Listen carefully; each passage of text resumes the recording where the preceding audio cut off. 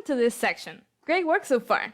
I would like to give you my sincere congratulations for reaching this part of the course. We will start covering inheritance and how it is very helpful in object-oriented programming. Inheritance involves defining classes that inherit attributes and methods from other classes. Just like a family tree, classes in Python can inherit from other classes. So we are sort of making like a hierarchy with our classes.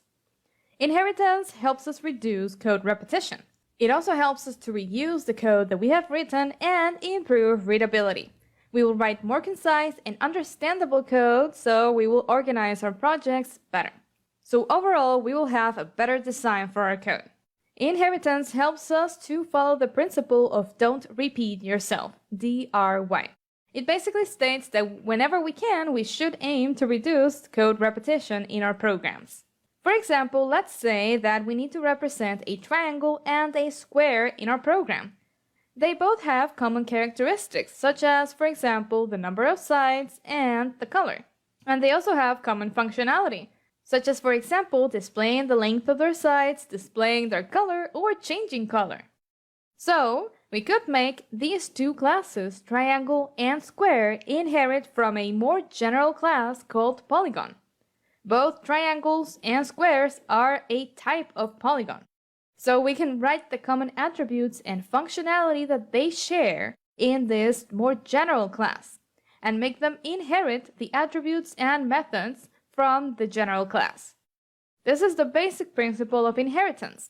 This way, if we need to add another polygon to our program, such as, for example, a rectangle, we won't need to repeat any code. We will just make this new class inherit from the polygon class, and all the functionality that we will need that is shared by all these polygons will already be defined in the polygon class. Classes usually inherit from more general classes that represent more abstract concepts. For example, in this case, polygon is a sort of like more general or abstract concept. Can you imagine or visualize a polygon? It's more difficult to imagine a polygon than to imagine a triangle, a square, or a rectangle. So those more specific classes usually inherit from more general classes that describe them in a more abstract way. When we implement inheritance, we represent common functionality in the parent class. We define that functionality in our attributes and methods in the parent class. And we add new functionality or customize the existing one in the child class. So we are reusing our code from the parent class and extending it or customizing it in the child class. In our example, triangle, square, and rectangle would be the child classes, where we would extend the functionality or customize it. And polygon would be the parent class. Here we have another example. A car is a vehicle and a truck is a vehicle. So they have common attributes and functionalities, such as, for example, turning on the engine or displaying the fuel left and the current speed. So we can define a more general class called vehicle to write the shared code in this more general class and make those two classes that are more specific, a car and a truck, inherit from this more general class called vehicle. Another delicious example is the dessert class. A brownie is a dessert, and an ice cream is a dessert as well. So they can inherit from the more general class dessert. They would be the child classes of dessert, and dessert would be the parent class of brownie and ice cream. The basic relationship to identify when a class should inherit from another is that the child class, written right here on the left, is a type of the parent class. For example, in our initial example, a triangle is a polygon. So we have the triangle class as the child and the polygon class as the parent. Right here we can see this, child and parent. Triangle is a polygon. Square is also a polygon. And rectangle is a polygon too. So these would be the child classes and they would all inherit from polygon. In our vehicle example, a car is a vehicle. Vehicle would be the parent class and car would be the child class. A truck is also a vehicle, So truck would be the child class and vehicle would be the parent class. In our dessert example, brownie is a dessert. Right here, brownie is a dessert. So brownie would be the child class and dessert would be the parent class. This would also be the case with ice cream, child class and parent class. So you can see how this relationship is A works to create the hierarchy. We can also have this type of hierarchy, which is simpler, like one child class that inherits from a parent class. In this case, we just have the brownie class that inherits from dessert.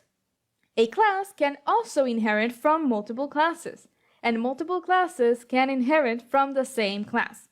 So we can have different shapes or types of hierarchies. This is an example of a hierarchy where we have one child class called TA, teaching assistant, that inherits from two classes, student and faculty. Because the teaching assistant in a college is usually serving both as a student and part of the faculty, so it should inherit the attributes and methods of both of these classes. And finally, right here we have a more elaborate hierarchy to show you how versatile this can be. We have three different levels. We have a vehicle, which is the most general way that we can describe a transportation method, vehicle. This would be the parent class of land vehicle. Let's say that we want to classify vehicles like this, land vehicle. And then car and truck are types of land vehicle. A car is a land vehicle, and a truck is a land vehicle, and a land vehicle is a vehicle. So that is how we are preserving that relationship and building up the hierarchy. If we need to add, for example, another type of vehicle, we can do so very easily. Like, for example, air vehicle.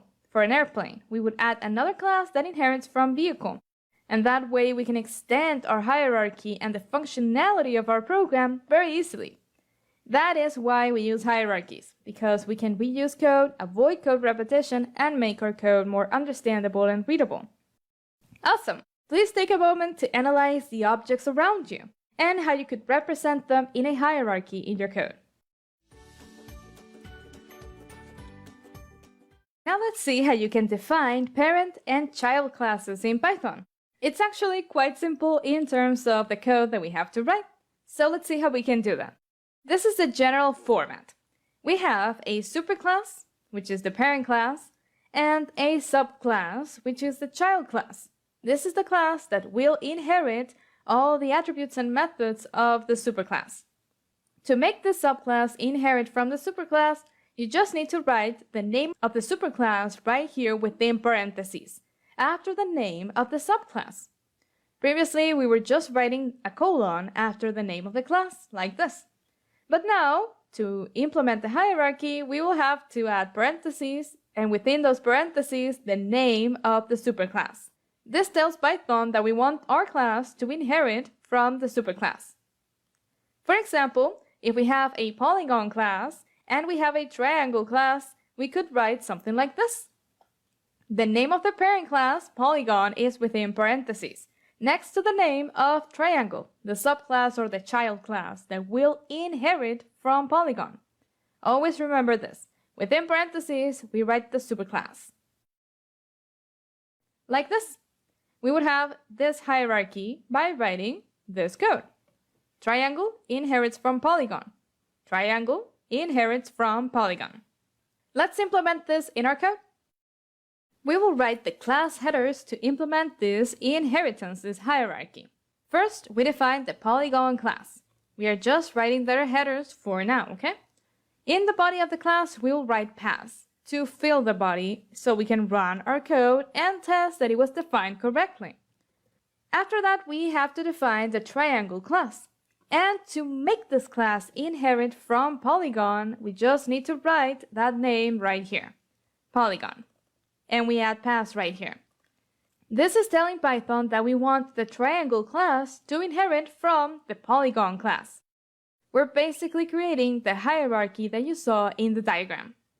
Now try to write a square class that inherits from polygon. You can just add a pass statement to the body of the class for now, like we did with triangle. We will be adding functionality and attributes to the class in the coming videos. Pause the video, write the class header, and then come back. Welcome back. Now we will have this hierarchy. Polygon is the parent class of triangle and square. And triangle and square are the child classes of Polygon. Let's write this in our code. To create the hierarchy that you just saw, you just have to write this class header. Now we will have a square class that inherits from Polygon. And we will fill the body of the class with a pass statement, like this. Right here we have two classes that are inheriting from Polygon. Triangle and square are the child classes of Polygon. You can see it right here within parentheses. And Polygon is at the top of the hierarchy. If we save the file and we run the code, we don't get or see any errors because the classes are correctly defined.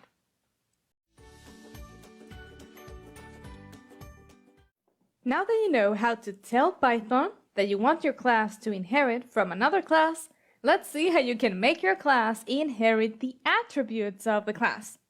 Previously, we were defining the hierarchy with the header.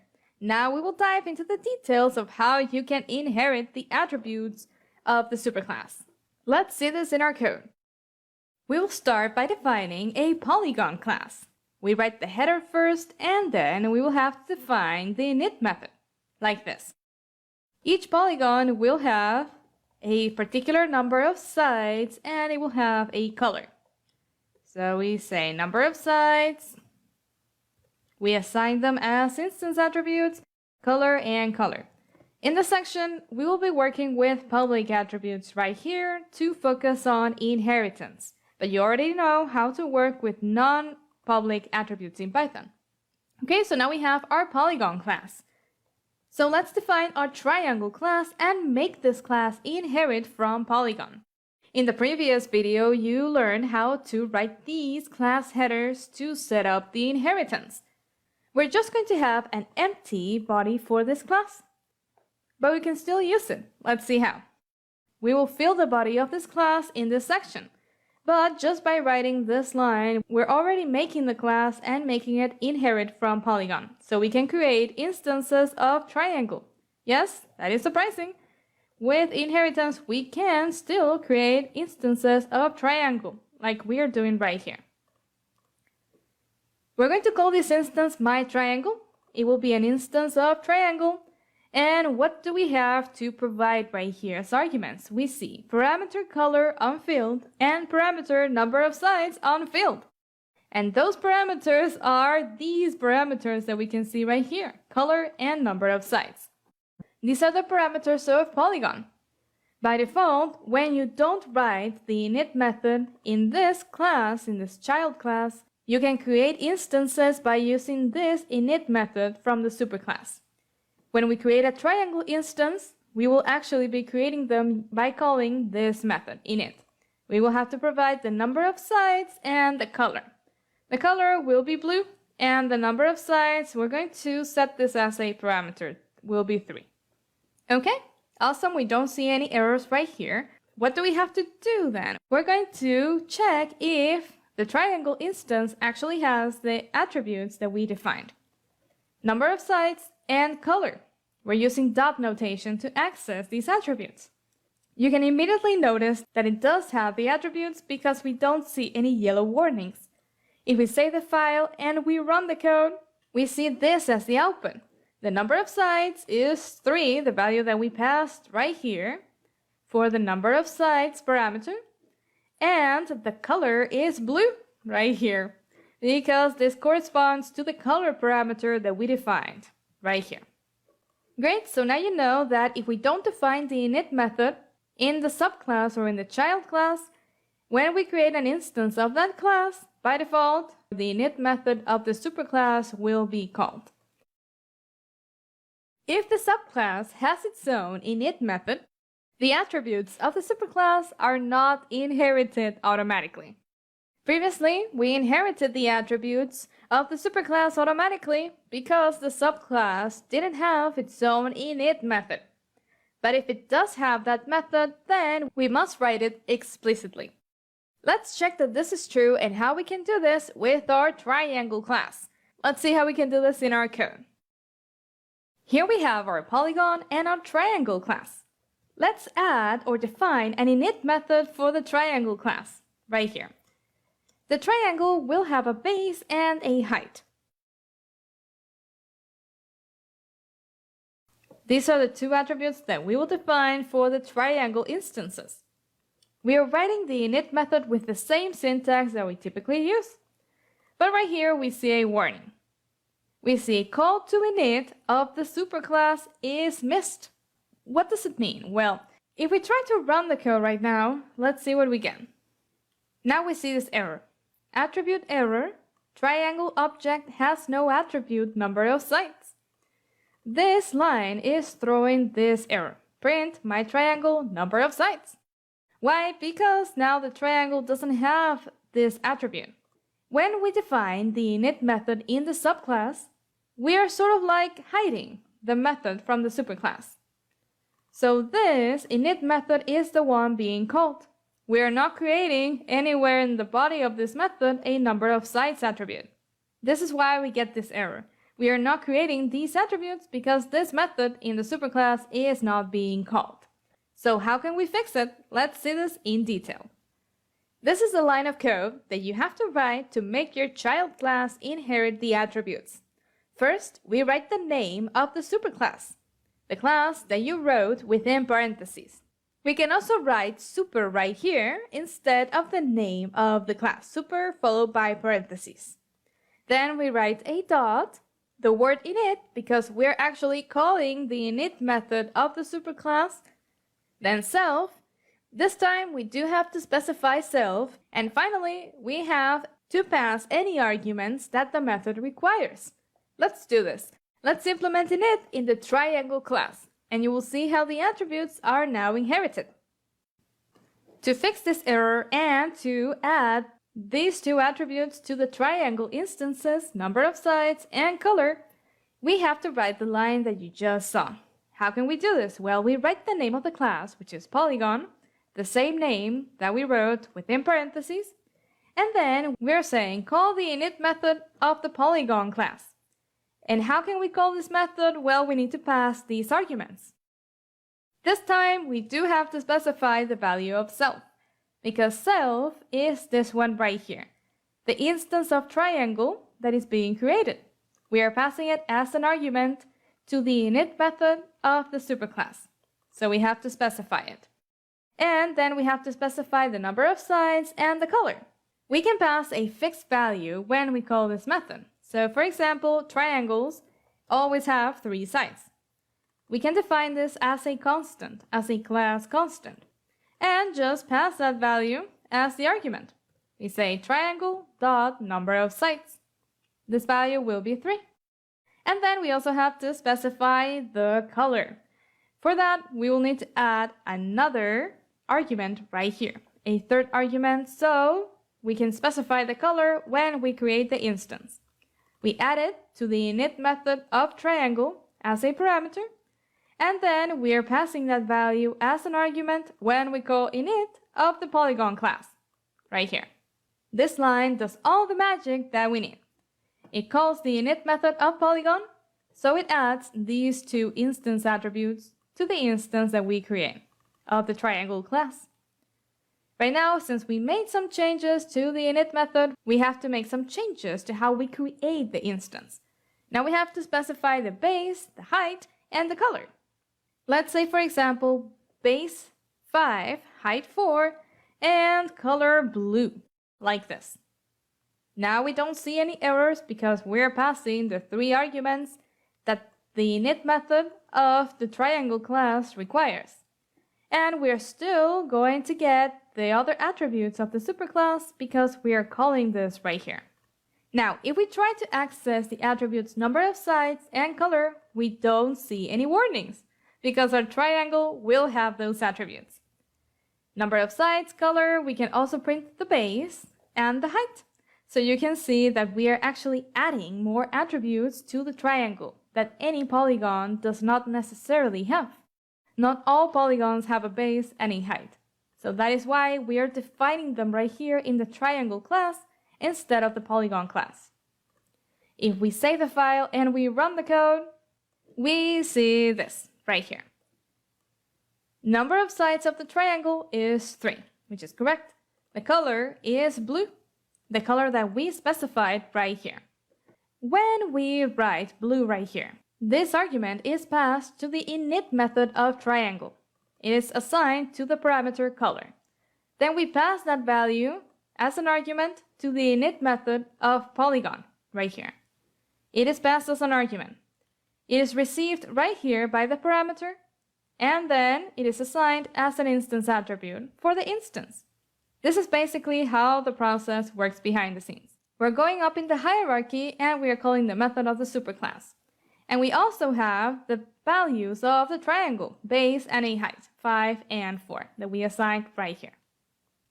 So great work so far. Now you know how attribute inheritance works in Python. Welcome to this practical coding session. We will define an employee class and a programmer class. We're going to assume that a programmer is a type of employee. So we are going to start by defining the employee class, the header, and then we define the init method. In the init method, we're going to keep the class simple so we can focus on inheritance, okay? So we're going to create the attribute full name, and we're going to create the attribute salary. Those are two attributes that are common to all employees of a company. They have a name and they have a salary. We could also add, for example, the employee's ID number, the employee's department, and other attributes that will be common to all employees. And then we can define the programmer class. But this time we have to specify something within parentheses. Remember what this is? It is the superclass. A programmer is an employee. So employee is the superclass and programmer is the subclass. After we have that set up, we need to define the init method right here. And how are we going to do this? To create a programmer, we need to know its full name, its salary, and the programming language that he or she has been assigned to work with. First of all, we know that the programming language is an attribute exclusive for programmers. So we can define it directly like this. But if we need to add the full name and the salary of the programmer, we can just call the constructor of the employee class. And that will reduce the code repetition. We can reuse the code that we already wrote. How can we do this? We write the name of the superclass, employee, right here. And then we call init. First, remember that we have to pass self right here, because this will be the instance of programmer that we are creating. And then we just pass the full name and the salary. These parameters, and we pass them as arguments to the init method right here. The values will be assigned to these parameters, and they will be assigned to the corresponding instance attributes. Great, so now we have our two classes defined and we've made our hierarchy. We have an employee and we have a programmer who is an employee. For employees, we are defining full name and salary, and for programmers, we also have programming language. Let's create an instance, Nora. Nora will be an instance of programmer. The full name will be, for example, Nora Nav. The salary will be $60,000. We're going to represent this as the yearly salary, and we will assign Python as the programming language. Awesome, we've created a programmer instance. So let's check that this instance actually has the instance attributes that we defined. We will print the value of Nora's full name. We will also print Nora's salary. These are attributes defined in the employee class, in the superclass. And then we will check Nora's programming language. If we save the file and we run the code, we can see the output. Nora Nav is the full name. Salary is 60,000 like we defined right here, and programming language is Python. So we are getting all the attributes of the employee class when we create a programmer instance. Notice that right here we are creating a programmer instance, and we are still getting all the attributes of an employee. And that is the magic of using inheritance in Python. We can reuse code and avoid code repetition. We also make the program more concise and readable. Great work so far. When you're ready, go to our next example. Welcome to our second example of inheritance.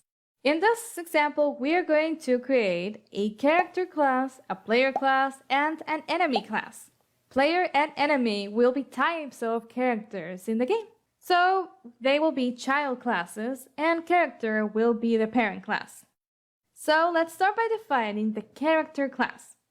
We're just assigning this name as a general way to refer to a character in the video game. What does a character usually have? Well, it has an X and a Y coordinate to know where to position the image on the screen. And it also has a life counter or number of lives. Okay? So we're going to define these instance attributes right here, number of lives, and we have our init method for a character. That completes our class. We're going to keep things as simple as possible to focus on inheritance. So let's start defining our player class.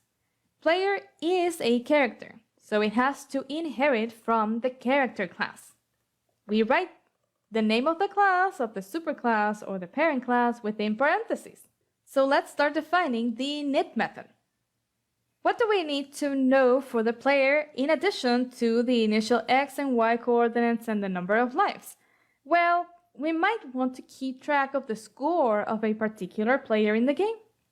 So we will add this as a parameter, score, and initially we'll have by default a value of 0. We can customize this when we create a player instance, but by default it will be 0. Let's assign the score as an instance attribute, because this is an attribute that is not defined in the character class. It is special or additional for the player class and to create those instances. We also need to have the X, Y, and number of lives attribute. So we have to call the init method of the superclass, like you learned. We write the name of the superclass followed by a dot, and then we call init.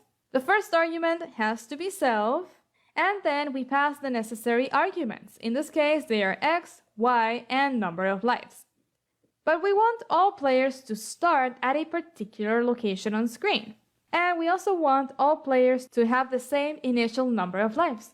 So we can define them as class constants. We can say initial X is 0 and initial Y is 0. The player will be initially located at the point 0, 0. And we can also say initial number of lives. Let's say that it will be 10. So we can pass those values as arguments. We take the initial value of X, we also take the initial value of Y, and we access the initial number of lives. Okay? Awesome! Now we can inherit all the attributes from the character class, and we are customizing them with the initial values for the players. So we have our player class. Let's start defining our enemy class. Just like player, enemy inherits from the character class. So we have to write this within parentheses. And we will define the init method for the enemy. In this case, we want to be able to customize the initial coordinates of the enemy, but we will provide some default values. X and Y will be 15 by default, but we can have the option to customize them. We will also have an initial number of lives equal to 8. And we will add another attribute if the enemy is poisonous. By default, this will be false. The enemy will not be poisonous, but if we want to customize this, we can by passing the value true. Let's define this attribute for the instance, and then let's call the init method of the character class like this. Self, X, Y, and number of lives. We are passing the arguments that init requires for the character class. X, Y, and number of lives. X, Y, and number of lives for the character class. These values will be assigned to their corresponding parameters, and then they will be assigned as instance attributes to the instance attributes of the enemy instance. This way, we are reusing code and avoiding code repetition. So we have a much more concise, readable, and better structured code and design. Let's test this and see how the hierarchy is implemented when we start creating instances. First, we will create a player instance. In the player class, we define the init method to only take score as an argument optionally. If we don't want to customize the score, it will be 0. So we can just write an empty pair of parentheses to use the default values. We can print all the attributes of player to check that it indeed has those attributes. We have the score, we have X, we have Y, and we have the number of lives attribute, like this. We save the file, we run the code, and we see this as the output. The initial score is 0, which is the default argument that we assigned right here. The initial X and initial Y are 0, and the initial number of lives is 10, which is exactly what we expected for a player. Awesome! We've inherited all the attributes from the character class. Now let's see how we can create an enemy. We will create 2 types of enemies to show you how this can be really versatile, and it can really help us make our code more concise and yet easy to use and easy to customize. We're going to create an enemy instance. We have to specify these arguments, but they also have default arguments in case we decide to omit them. We're going to create an enemy, and in this case, we're only going to customize the number of lives of the enemy. Since this is an easy enemy, let's say that it only has 1 life, so it's very easy for the enemy to run out of lives in the game. The other parameters will have their default value. And right here, we're going to create a hard enemy or a difficult enemy, a complicated enemy, because it will have 56 lives. And it will be poisonous. We will pass a value for this parameter to customize it. Instead of false, it will be true. So we have 2 different enemies that we've created and customized thanks to how we defined our init method right here in the enemy class. And we're also using the code that we wrote in the character class to define all of these attributes. So now let's print the attributes of each one of the enemies. We're going to print if they are poisonous, easy enemy, the X coordinate, the Y coordinate, and the number of lives. Awesome! Let's print this and see their output. First, we're going to comment this out, so we only see this output.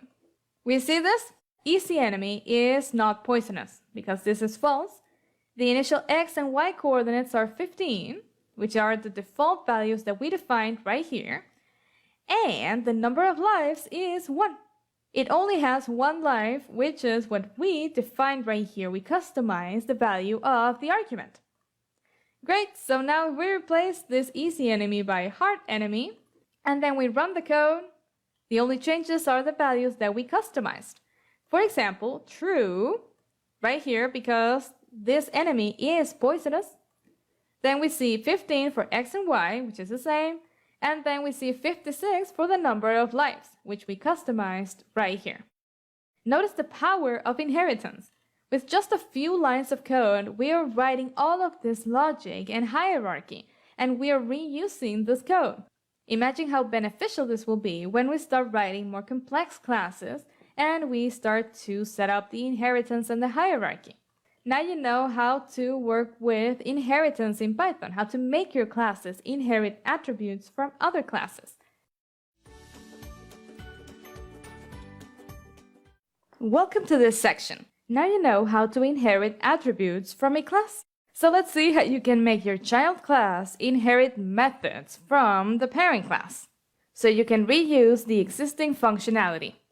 This way, you can define common functionality in the superclass, and subclasses will have access to these methods. The instances of the subclasses of the child classes will have access to these methods. They will be able to call the methods defined in their superclass. For example, let's say that we have this hierarchy with a polygon class and a triangle class and a square class. These 2 classes have some methods in common. For example, we might want to print their sides. And we may also want to find their perimeter, the sum of the length of all their sides. These are common operations in both of these classes that can be implemented and work for any polygon that we create. So to avoid code repetition, we can just define this method in the superclass in Polygon and make the child classes inherit these methods or functionality automatically. This is part of the magic of inheritance in object-oriented programming. Instead of writing these two methods in these two classes, we are writing them only once in the superclass and they can be reused. We can also add unique functionality to the child classes. For example, both classes will need to have their very own find area method. Why? Because their implementation will be different. The formula to find the area of a triangle is different from the formula that we use to find the area of a square. For now, let's focus on the common functionality in the superclass. For example, let's say that we have method A and method B. Objects of the class Polygon will have access to this method. They will be able to call the method in the program, and the objects that we create from the child classes will also be able to call these methods, regardless of whether they are triangles, squares, or polygons themselves. All the members of the hierarchy will be able to call these methods defined in the superclass. This is basically what will happen behind the scenes. For example, if we have a triangle object, an instance that we created, and this object is calling a method from the Polygon class. Let's say that this method is defined in the Polygon class. First, Python will try to find that method with that name in the triangle class, the direct data type of the instance, triangle. But since it will not find a method in this class, it will go up the hierarchy, like this. And it will find the method in the parent class, which is Polygon. And that method will be executed or called. If the method is not defined in any one of these classes, in any of the classes in the hierarchy, then an error will be thrown. And we will see the error when we run the code. Here we have some examples of classes that have common functionality that we can define in their superclass. A savings account and a checking account have common methods, such as, for example, making a deposit or withdrawing money. So this functionality can be easily represented or defined in a more general class called bank account. And they can inherit all of this functionality. We avoid writing that code twice or as many times as we need to in different classes. We just have one unique bank account class with all of that functionality defined. Another example would be a teacher. We would have, for example, a science teacher class and a sports teacher class. They are both teachers, so they will have some common functionality that we can define in the teacher class. So all of those common methods will be defined in this more general class, and these two classes, the child classes, will inherit that functionality. Awesome! Try to think about possible examples of this, classes with common functionality. Analyzing the objects and determining these hierarchies is the first step before we actually start to write the code. So it's very important that you practice this. Now you will learn how to make your class inherit a method or methods from another class through method inheritance. You will learn the syntax and how you can do this in Python. So let's begin. Just by writing this that we already wrote in a previous lecture, in the class header, you will be making your class inherit the methods of the superclass. Yes, that's right. Just by adding this, the name of the superclass within parentheses after the name of the subclass, you are doing exactly that. There are some details that we will discuss during this section of how you can work with method inheritance. But this is the basic syntax of how you can start implementing it. Let's see an example. This time, we will apply these principles to our polygon, triangle, and square classes. We will define the hierarchy that we had previously. Let's do this real quick. We have a polygon class, and in our init method,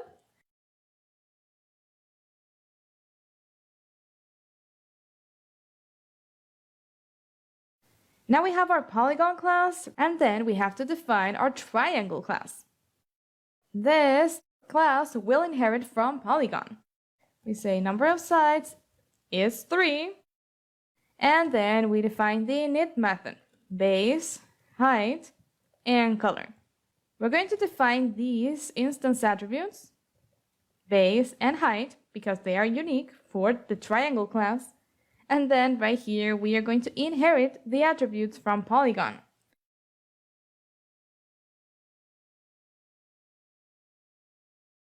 Great, we have our triangle class now, and we just have to define our square class, which will inherit from Polygon.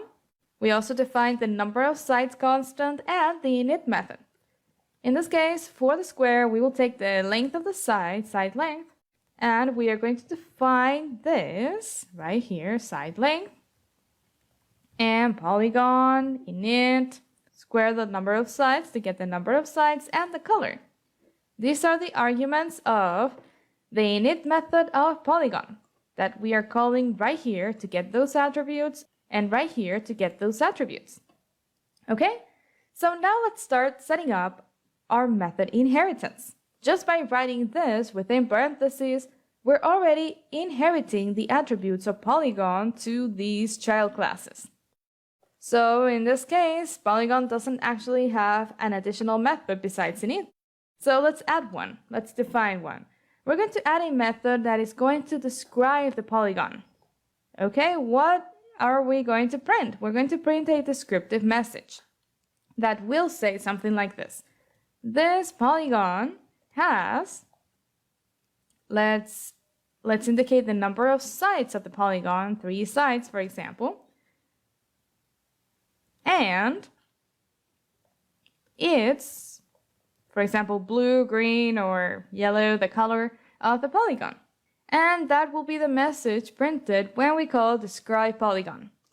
This method will be inherited by triangle and by square. They will both be able to call this method. If we create an instance of triangle or an instance of square, they will be able to call describe polygon. Let's check this so you can see how it works. We're going to create an instance of triangle. Triangles require a base, a height, and a color. 5, 4, and blue right here. Okay? Now let's see if this triangle instance can call the describe polygon method. And we do see this in the list of methods for this instance. And we see that this comes from the Polygon class, like this. We will also create a square instance. So you can see that this is actually working as we intended. Blue, green, and we call the method describe polygon from the square instance and from the triangle instance. So let's save the file and run our code. And right here we see this as the output. This polygon has 3 sides and it's blue. This polygon has 4 sides and it's green. So we see exactly what we expected. These instances of triangle and square, the subclasses, triangle and square, the subclasses, inherited this method from Polygon. We didn't define this method in neither one of the classes, and yet their instances were still able to call that method in the program. Awesome, right? You can inherit methods from Polygon, and you can also add new functionality to the class. For example, we will need to define a separate find area method for each one of the polygons, for the triangle and for the square, because their formulas are not the same. For the triangle, we have base times height divided by 2. We will return that value. And then for the square, we will define this method as well, find area. This time we will have to take the length of the side and square it. Now each one of them will be able to call their own methods as well, find area. And they will get the result that we expect because they will call their own unique find area method defined in their corresponding class. We need to add print statements right here so we can see the area because we are returning the value. Let's save the file and run the code. And we see this right here. The polygon has 3 sides and it's blue. We are describing the polygon. And right here we are finding the area, which is 10. And this is correct because 5 times 4 is 20 divided by 2, that is 10. And then we have the square. This polygon has 4 sides and it's green. And the area of the polygon is 16, 4 squared. And that is correct. Awesome, so now you know how to make your classes inherit the methods of the superclass. This is done almost automatically when you write this within parentheses next to the name of the subclass. You will have to do this in all the subclasses to inherit the methods. Great work so far during the course. Now you know how to implement method inheritance.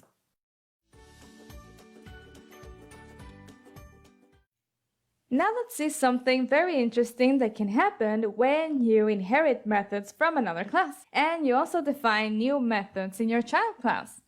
This is something called method overriding, and it will be very helpful, I promise you.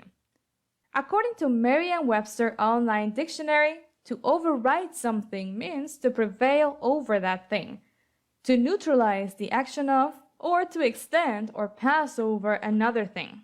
This is actually quite similar to our concept of overriding in programming. In programming, method overriding is something that we use to customize or extend the functionality of a method that is already defined in the superclass. We take the original method in the superclass, and in the subclass, we are going to customize its functionality or extend it. So we can make the instances of our subclasses have additional functionality compared to the superclass. You will see what I mean in just a moment. For example, if we have a method defined in the superclass, and in the subclass, right here we have the superclass and the subclass, and we see the methods, and they both have the same name. Notice right here, they both need to have the same name. This is very important. They must have the same name for method overriding to occur. And then we try to call the method from an instance of the subclass. Let's say that this is an instance of this subclass or child class that we have right here. Then the method of the subclass will be called. This method right here, which could be implemented differently from the method in the superclass. Remember that they both have the same name. This is key. The method of the superclass will not be called. Python will go through the hierarchy, starting from the direct type of the object, which is the subclass, and if the method is found there with the same name that we wrote, it is executed, without even going to the superclass. So this method will not be called if there is another method defined with the same name in the subclass. In formal terminology, we say that this method overrides the method from the superclass, and the method from the superclass is overridden by the method in the subclass. It's sort of like hidden. This method right here hides the method from the superclass, so the instances of the subclass do not have direct access to that method. For example, let's say that we want to define a teacher class with one subclass called science teacher. The teacher class will have a particular way to greet the students for the class, and the science teacher class will have its own way to greet the students to the class. We will use print statements. Try to implement this in your code. You have to define two methods, one in the superclass and one in the subclass. This is the hierarchy that you need to implement. We have the teacher class and the science teacher class. They will both have a method with the same name, and that method will be implemented differently in both classes. Try to do this for a few minutes, then pause the video and then come back. Let's start by defining the teacher class. We will define an init method with only two instance attributes to focus on the inheritance: full name and teacher ID. Okay, so full name as an instance attribute and teacher ID as another instance attribute. Awesome, we have the attributes, so let's define science teacher right here will inherit the attributes and methods of the teacher class. Like this. In this case, in this class, we are not going to define an init method. We will use the superclass's init method because we just want to assign a full name and a teacher ID to our science teacher. Okay, for now, we're going to fill the body of this class with a pass statement so we can define the methods right here in the teacher class. We will have a method called welcome students. This method will have a print statement that will welcome the students to class. For example, we will print, welcome to class. I'm your teacher, my name is, and right here we write the full name. We will replace this value right here. That is why we are using an F string, so we can replace the value of this variable right here within curly brackets. Awesome, we have our method implemented. So now let's say that we want our science teacher to welcome the students differently. We want to print different messages if the science teacher is the one welcoming the students. What can we do? Well, we can define a method with the same name, welcome students. And this will be an example of method overriding. If we call this method with an instance of science teacher, this method will be called, not the method from the superclass. Let's see how this works. Science is amazing. Of course, the instance is a science teacher, so we say welcome to class. I'm your teacher, and we will replace the full name right here. You can see that the messages are different. So the implementation of this method is different from the implementation of this method in the superclass. Let's see how this works by creating a science teacher instance. Science teacher, and we have to specify the full name, Emily Smith. And the teacher ID will be just a combination of numbers and letters, like this. We have the instance, so now we can call our welcome students method. Right here. Since this method is defined in the subclass in the direct class of the instance, which is science teacher, this method will be called. Let's save the file and run the code to see that this works as we expected. Right here we see science is amazing, welcome to class, I'm your teacher, Emily Smith. We are calling this method right here. Now, let's say that we don't have this method implemented in our class. Like this. Let's just comment this out and fill the body of the class with a pass statement. Now let's call welcome students. We see this message right here. So we're calling welcome students from the teacher class. Welcome to class, I'm your teacher, my name is Emily Smith. We are calling this method because we don't have a method defined in this class. Remember that we commented out to test this. But when we do define a method in the subclass, we call the method from that class. If we are calling it from an instance of the subclass, we're sort of like going up the hierarchy. If the method is found directly in that class, it is called. If not, Python goes up the hierarchy until it finds it, and if it doesn't find it, then an error is thrown. And what happens with the method in the superclass? Have we left that method already? Is it no longer accessible by the instances of the subclass? Well, not necessarily. There is a way to call the method from the superclass in the subclass. And that is by using this syntax. We will see it in detail in just a second. We basically write the name of the superclass followed by a dot, then the name of the method and self as an argument, and any arguments that it requires. This is a way to use the code that we wrote in the superclass, the code that we wrote for this method, and extend it or customize its functionality, because we'll be calling the method right here, and we can add code before or after that method call, like this. This is the basic syntax. We write the name of the superclass followed by a dot, then the name of the method, and within parentheses now we do have to pass the value self, because we have to specify the instance of the subclass that we are working with. And we also pass any arguments that the method requires. Let's implement this in the teacher and science teacher classes. We will call the method from the superclass, and we will extend it in science teacher. Let's go to our code. We can call this method from the superclass in the method defined in the subclass. So we can reuse this functionality. For example, let's say that we want to print this instead of this line of code. How can we do that? Well, we just write the name of the superclass, teacher, the name that we wrote right here within parentheses, and then we call the method welcome students. This time we do have to pass the value of self, because this is the same value that we will get as an argument, the instance that is calling the method. This is essential because we will also need to know which instance is calling the method to replace its full name. And since this method doesn't take any other arguments, we can just pass self as the only argument.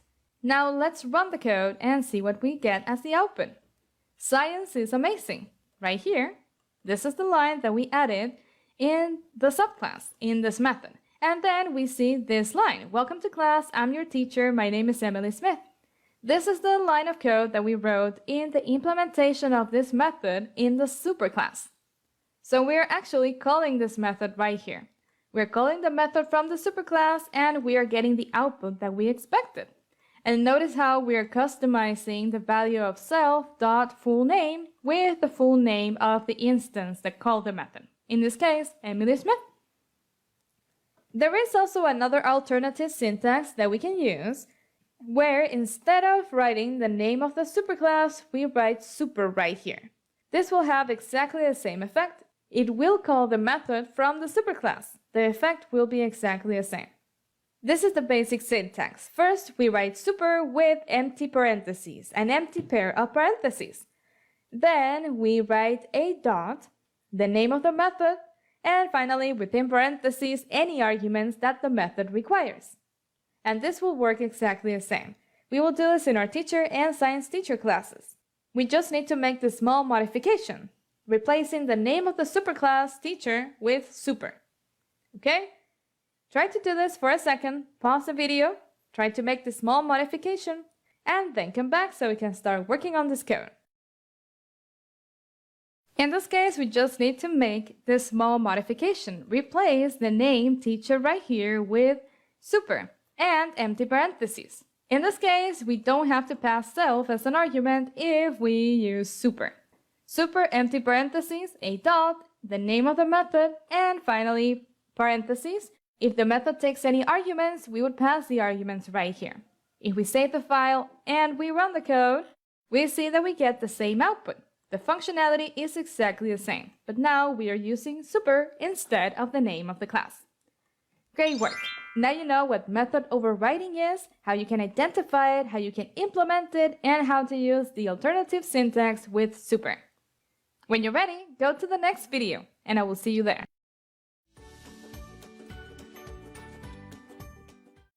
Welcome to this practical example of method overriding.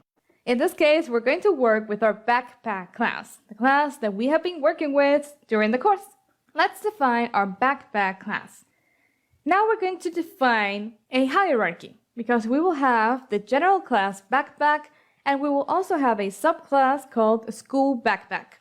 Let's see what changes we will implement in the subclass. We said that a backpack has an initially empty list of items. For now, remember that we are making the attributes public because we want to keep our classes as simple as possible to focus on inheritance. But you already know how to make these attributes non-public and how to add properties, in case you need to. After we have that initial definition, we will define the school backpack class. This class will inherit from backpack, so it will have the attribute items. We will use the init method of the superclass. We will not define an init method in our subclass, in our child class. Okay? What we will do is define a method called add a snack. Okay, this will be a really cool method that adds a particular snack that we specify to the list of items. In the general backpack class, we will print this message, adding a snack to this backpack. So we can tell the user what we are doing. We're going to append the snack to the list of items. And then what are we going to do? We are going to print a confirmation message. We're going to print the snack right here, capitalized with the first letter in uppercase. And then we say that snack was added to the backpack successfully. Awesome. We have those messages and we have the functionality implemented. Now let's say that we want to override this method in our school backpack class. We want to change or customize the messages that we display. So how can we do that? We just write a method with the same name, and we also need to take the snack as argument. What are we going to print now? Since this is a school backpack, we're going to say it's time to go to school. Let's add a snack. Since the functionality is very similar and we just wanted to add a custom message right here before we start printing these messages, then we can call the method from the superclass, from the backpack class. We write the name of the superclass backpack, then add snack, and then we pass self and snack as arguments. This will run this code that we have right here. And then we are going to print the list of items for the user. We say, now your backpack has these items. And we print the list of items. As you can see, with method overriding, we're able to use the code that we wrote in our backpack class, these 3 lines of code, and still extend the functionality of the add snack method, because we are printing 2 additional messages that we didn't have in our backpack class. Awesome, so let's test this by creating a backpack instance. But in this case, it will be a school backpack instance. We're going to create an instance of the subclass right here. And what are we going to do? Well, we are going to add a snack. And what snack are we going to add? Well, a candy.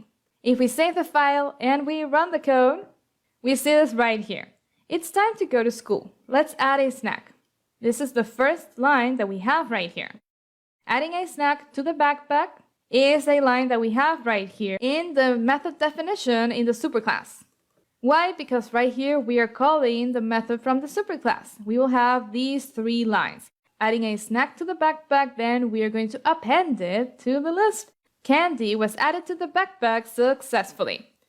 And then we go back to this method and we see now your backpack has these items. And we see a list with the items in the school backpack.